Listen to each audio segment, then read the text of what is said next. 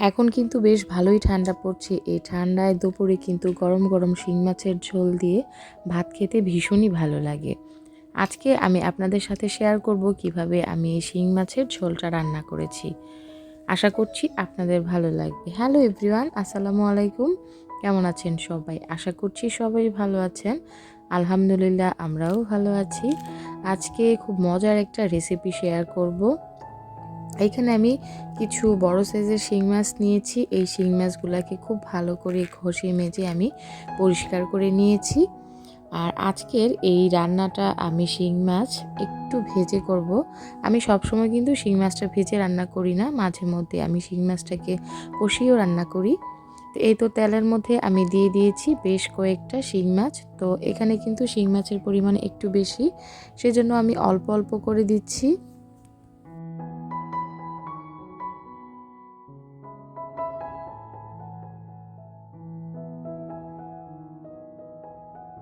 আমি এখানে শিং মাছ ভুনার জন্য নিয়েছি বেশ কিছু পেঁয়াজ কুচি, নিয়েছি কাঁচামরিচ আর টমেটো, আর খুবই অল্প মশলায় কিন্তু আমি আজকের এই শিং মাছ ভুনাটা রান্না করব। তো আমি যেভাবে রান্নাটা করছি সেটাই আপনাদের সাথে শেয়ার করছি। তো এইখানে দেখুন সবগুলা মাছ আমি খুব সুন্দর করে লাল লাল করে ভেজে নিয়েছি। আর এখানে দিয়েছি বেশ পেঁয়াজ কুচি, সাথে দিয়েছি কাঁচামরিচটা। আমার কাছে তেলের মধ্যে পেঁয়াজ কুচি সাথে কাঁচামরিচটা দিলে এটার ফ্লেভারটা খুব ভালো লাগে। তো এটা আমি খুব ভালো করে ভেজে নেব।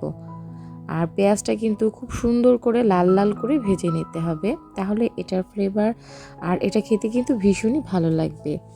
যেহেতু আমি মাটির চুলায় রান্না করি, আর মাটির চুলার রান্নায় কিন্তু খেতে ভীষণই স্বাদ হয়।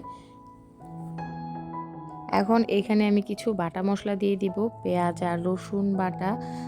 আর পেঁয়াজ আর রসুন বাটাটা দিয়ে খুব ভালো করে আমি এটাকে কষিয়ে নিব। এটা যত ভালো কষানো হবে খেতে কিন্তু ততটাই ভালো লাগবে।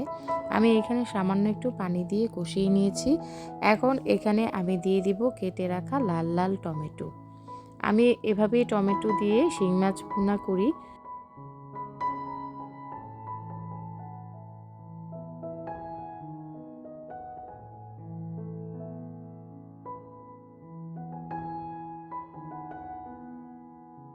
আমি সামান্য একটু পানি দিয়ে মশলাটাকে খুব ভালো করে কষিয়ে নিয়েছি। তারপর দিয়ে দিয়েছি কয়েকটা পাকা পাকা লাল টমেটো। এবার আমি গুঁড়া মশলা দিব, যেমন হলুদ, মরিচের গুঁড়া আর সামান্য একটু ধনে গুঁড়া। এটা দিয়ে আমি খুব ভালো করে কষিয়ে নেব। তো আমি আজকে যে রান্নাটা করছি এটাতে কোনো আদা বা জিরা ইউজ করছি না। তার কারণ হচ্ছে আমি এখানে ধনেপাতা ইউজ করব, সেজন্য।